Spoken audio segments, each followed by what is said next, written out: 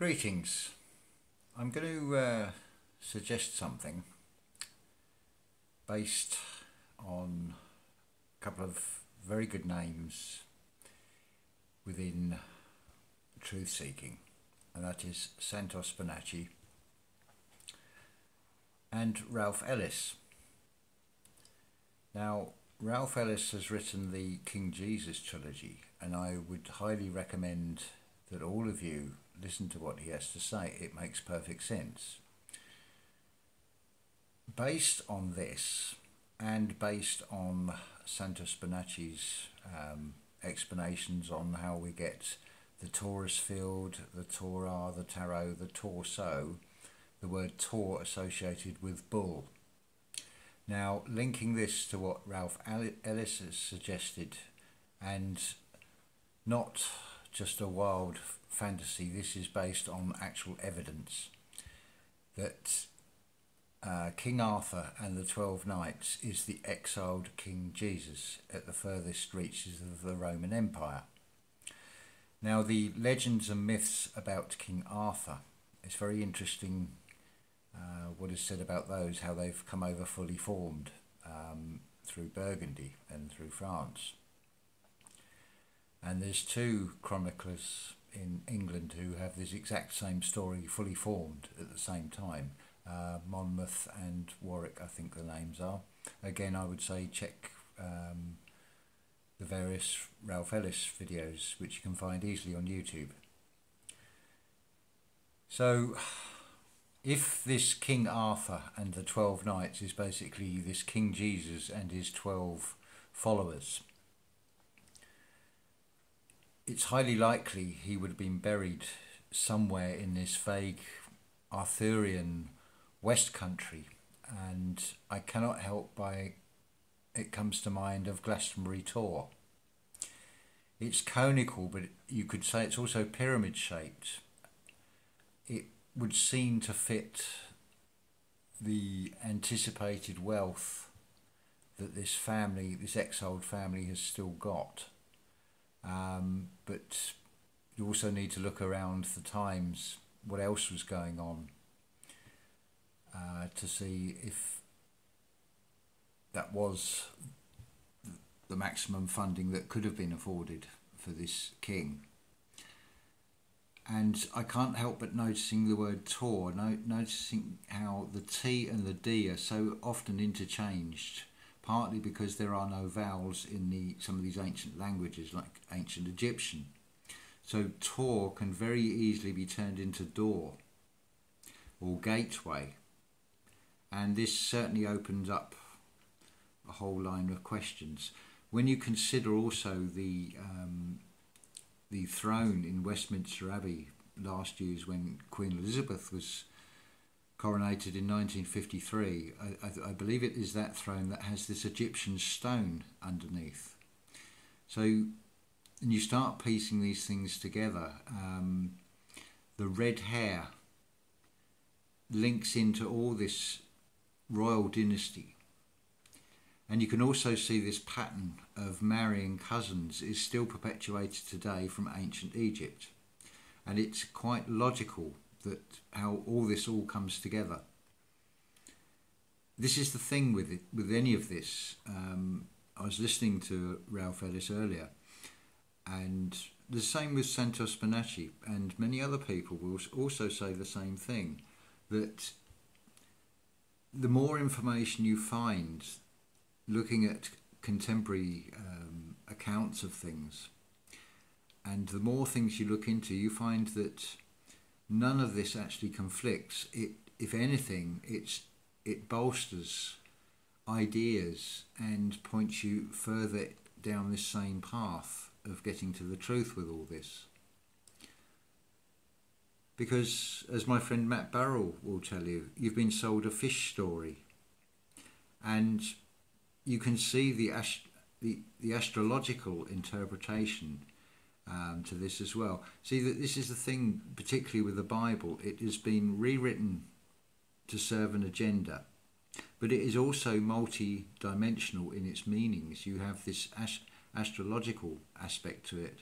So you have the 12 disciples, the 12 consolations, the Son of God, the sun in the sky, and so on. And again, this all fits together.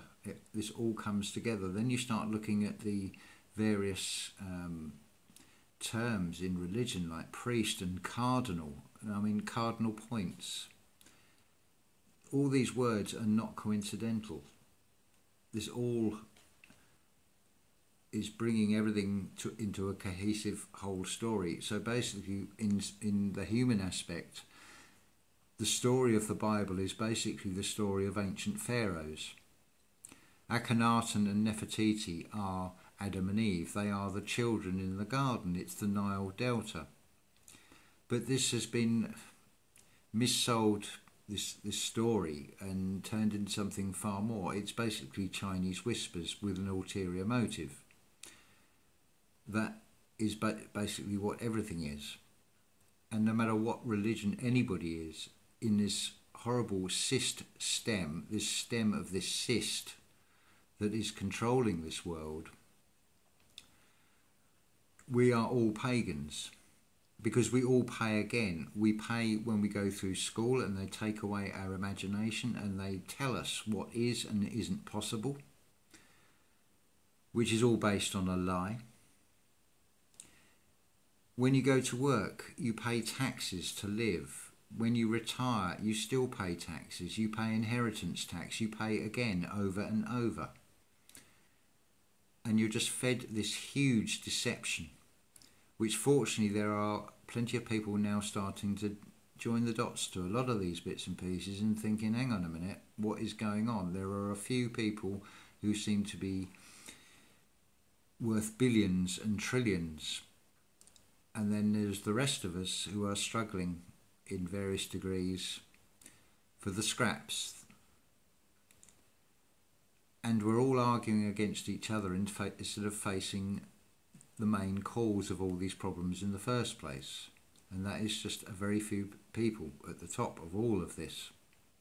It goes way beyond any nation or government. It goes way beyond any religious or any other division you can think of.